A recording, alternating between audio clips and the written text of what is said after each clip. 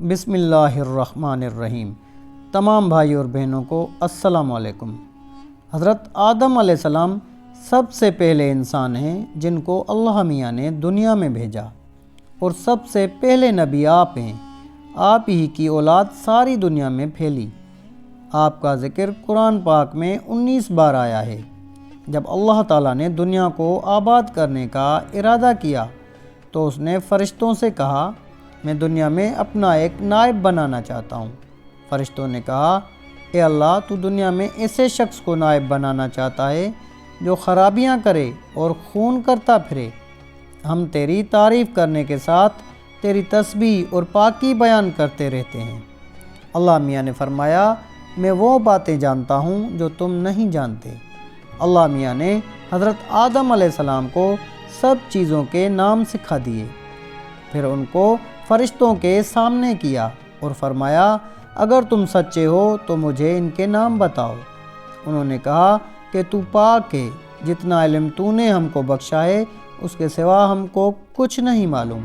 پھر اللہ میاں نے فرشتوں کو حکم دیا کہ تم آدم علیہ السلام کو سجدہ کرو، تو وہ سب سجدے میں گر پڑے، مگر شیطان نے سجدہ نہیں کیا۔ اس کا ذکر پہلے بھی آیا ہے۔ اللہ میاں نے حضرت آدم علیہ السلام سے کہا کہ تم اور تمہاری بیوی جنت میں رہو اور جہاں سے چاہو کھاؤ پیو، مگر ایک خاص درخت کے متعلق حضرت آدم علیہ السلام کو منع کر دیا کہ اس کے قریب بھی نہ جانا، ورنہ تم بھی ظالموں سے ہو جاؤ گے۔ اس طرح اللہ میاں نے حضرت آدم علیہ السلام کا امتحان لیا کہ دیکھیں یہ ہمارا کہنا مانتے ہیں یا بھول جاتے ہیں اور شیطان کے بہکاوے میں آ جاتے ہیں۔ شیطان جو پہلے ہی حضرت آدم علیہ السلام سے ناراض تھا کہ ان کی وجہ سے وہ خدا تعالیٰ کی دربار سے نکلا، اور خدا تعالیٰ کی لعنت اس پر ہوئی، اور اس نے قسم کھائی تھی کہ میں حضرت آدم اور اس کی اولاد کو قیامت تک بہکاتا رہوں گا کہ اللہ میاں کا کہنا نہ مانے اور خوب برائیاں پھیلائے۔ وہ حضرت آدم اور ان کی بیوی حضرت حوا علیہ السلام کو برابر بہکاتا رہا کہ اس درخت کا پھل تم ضرور کھاؤ، اس کے کھانے سے تم فرشتہ بن جاؤ گے، جنت میں سے کبھی نہ نکلو گے۔ آخر ایک دن حضرت آدم علیہ السلام اور ان کی بیوی حضرت حوا بھول سے شیطان کے بہکاوے میں آ گئے اور درخت کا پھل کھا لیا۔ پھل کھاتے ہی دونوں ننگے ہو گئے اور جنت کا لباس ان کے بدن سے غائب ہو گیا، اور وہ جنت کے پتوں سے اپنے بدن کو چھپانے لگے۔ اللہ تعالیٰ نے حضرت آدم علیہ السلام سے کہا کہ ہم نے کہہ دیا تھا کہ اس درخت کے پاس بھی نہ جانا اور شیطان کے کہنے میں نہ آنا، وہ تمہارا دشمن ہے، تم اس کے کہنے میں آ گئے۔ اب تم اور حوا جنت سے چلے جاؤ اور دنیا میں جا کر رہو۔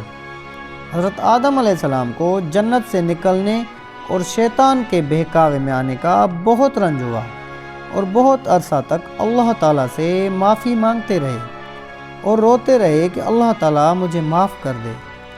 آخر اللہ میاں کو رحم آیا اور حضرت آدم علیہ السلام کو یہ دعا سکھائی کہ اے ہمارے رب، ہم نے اپنے اوپر ظلم کیا اور تو ہم پر رحم نہیں کرے گا تو ہم بڑا نقصان اٹھانے والوں میں سے ہو جائیں گے۔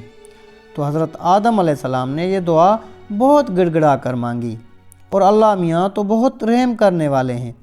جب کوئی بندہ گناہ کر لیتا ہے اور سچے دل سے توبہ کر لیتا ہے کہ اے اللہ، یہ گناہ تو مجھ سے غلطی سے ہو گیا، آئندہ ایسا نہ کروں گا، تو وہ معاف کر دیتے ہیں۔ چنانچہ حضرت آدم علیہ السلام کو بھی اللہ میاں نے معاف کر دیا، اور پھر کہا کہ تم اور تمہاری اولاد دنیا میں رہو، اور یہ بات یاد رکھو کہ جب میری طرف سے کوئی نبی میری ہدایت لے کر تمہارے پاس آئے تو تم اس کا کہنا ماننا۔ جو میرے بھیجے ہوئے نبیوں کا کہنا مانے گا اس کو پھر نہ کوئی خوف ہوگا اور نہ غم ہوگا، اور جو لوگ میرے نبیوں کی بات کو نہیں مانیں گے اور ہماری آیتوں کو جھٹلائیں گے وہ دوزخ میں جائیں گے اور ہمیشہ اسی میں رہیں گے۔ اس کے بعد حضرت آدم علیہ السلام اور حضرت حوا علیہ السلام دنیا میں رہنے سہنے لگے، خوب جی لگا کر اللہ کی عبادت کرتے۔ ان کی بہت اولاد ہوئی اور دنیا میں سب جگہ آباد ہوتی رہی۔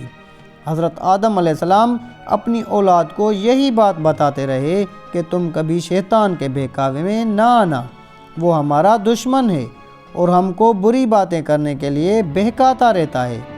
ہمیشہ اللہ کی عبادت کرنا، سچ بولنا، کسی پر ظلم نہ کرنا، ایک دوسرے کے نیک کاموں میں مدد کرتے رہنا۔